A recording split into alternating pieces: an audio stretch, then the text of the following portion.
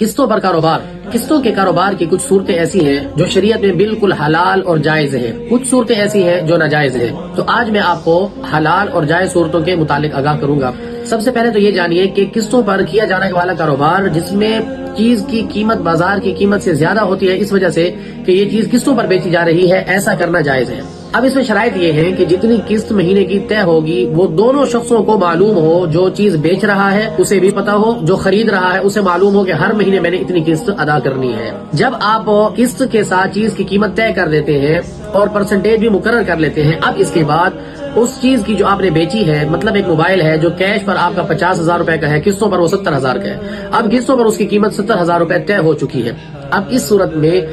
قسط والے کو، جو قسط دینے والا ہے، اس کو پتا ہو کہ ہر مہینے میں نے 5,000 روپے اس کو ادا کرنے ہیں. لہٰذا اس بات کے طے ہو جانے کے بعد اب اگر خریدنے والا کوئی قسط شارٹ کرتا ہے تو 70 سے 75,000 روپے نہیں ہوں گے، مطلب قیمت بڑھے گی نہیں. اور اسی طرح اگر خریدنے والا کچھ عرصہ خریدنے کے بعد پھر رک جاتا ہے کہ میں قسطیں نہیں دے سکتا، تو اس کی ادا کی ہوئی قسطیں ضبط نہیں ہو سکتی، یہ جائز نہیں ہے.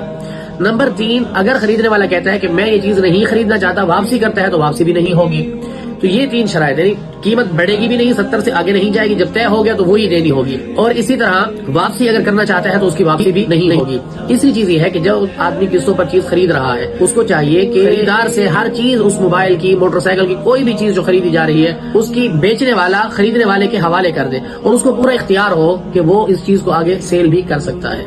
اب سوال یہ پیدا ہوتا ہے کہ بیچنے والا کہے گا کہ میرے پاس تو بچا ہی کچھ نہیں ہے، میں چیز بھی اس کے حوالے کر دوں، میں اسے رقم بھی زیادہ وصول نہ کروں، اور تو پھر میں کس طرح سے اپنا نظام چلاؤں گا. اس کا آسان طریقہ یہی ہے کہ آپ جو شخص چیز خرید رہا ہے اس سے جو چیز دے رہے ہیں اس کی مالیت کی کوئی چیز اپنے پاس گروی رکھوا لیں اور اسے کہہ دیں کہ آپ قسطیں بر وقت ادا کرنی ہے، اتنی آپ کو گنجائش ہے کہ آپ تاخیر کر سکتے ہیں. ورنہ دوسری صورت یہ ہوگی کہ ہم آپ کی یہ رکھی ہوئی چیز فروخت کریں گے، اس میں سے اپنی قیمت اپنے پاس رکھ لیں گے، بقایا آپ کو واپس کر دیں گے. لہٰذا اس میں دونوں کے لیے فائدہ ہے. جو خریدار ہے وہ وقت پر قیمت ادا کرتا رہے گا تاکہ اس کی گروی رکھی ہوئی چیز ضائع نہ ہو جائے، اور جو جس نے چیز حوالے کی ہے اس کو بھی کوئی پریشانی نہیں، کوئی مشکل نہیں ہے، اس کو بھی چیز آسانی سے مل رہی ہے اور وہ اپنے قسطیں اس سے پوری کی پوری وصول کرے گا، اس کے لیے کوئی مسئلہ نہیں ہے. تو دونوں کو اس میں فائدہ ہے. باقی جو صورتیں ناجائز ہیں وہ یہ ہیں کہ یہ شرط لگانا کہ اگر تم نے وقت پر قسطیں نہیں دی ہم قسطیں بڑھاتے جائیں گے، 1 مہینے پر اتنی ہو جائے گی، 2 مہینے پر اتنی، یہ چیزیں جائز نہیں ہے. اسی طرح جو چیز آپ نے سیل کی ہے اس کی جو قسطیں آپ نے وصول کر لی، آپ کہیں کہ اب مزید آگے نہیں چلو گے تو یہ ضبط ہو گیا، یہ رقم آپ کو نہیں ملے گی، یہ بھی جائز نہیں ہے.